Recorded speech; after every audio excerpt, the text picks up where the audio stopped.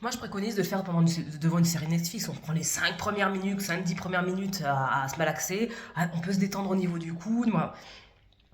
Après, on regarde sa série, hein. Mais voilà, à vous de voir comment vous voulez gérer cette. Il y a des personnes qui prennent juste après avoir brossé les dents. Comme ça, c'est. Bon, c'est chacun ou avant. Donc chacun voit comment il peut le faire, mais il faut vraiment le faire. Quand on fait une rééducation maxillofaciale, c'est vraiment impératif. Tous les jours, tous les jours, tous les jours, il faut masser. C'est la base. Si vous voulez vraiment régler vos problématiques, il faut prendre le temps de prendre soin de vous.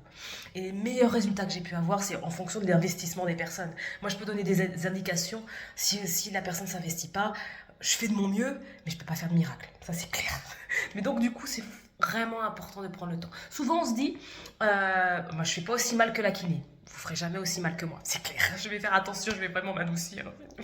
Mais vraiment, le peu que vous allez faire, ce que vous allez faire, on va gagner du terrain et on va pouvoir aller plus loin en séance. Vraiment. Et on arrive à la fin de la rééducation à avoir beaucoup moins mal quand on masse ces régions. Et on a une qualité musculaire, on le sent, que du coup c'est beaucoup plus détendu.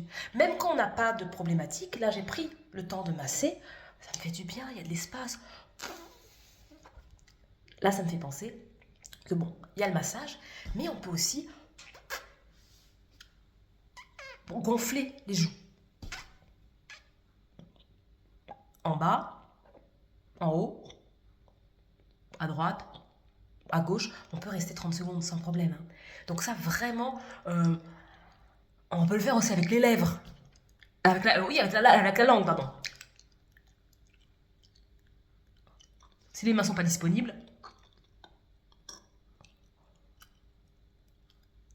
on peut détendre tout ce qui est la sphère sous-labiale. Ça permet de travailler la mobilité de la langue et là, on arrive à avoir des espaces, créer des espaces.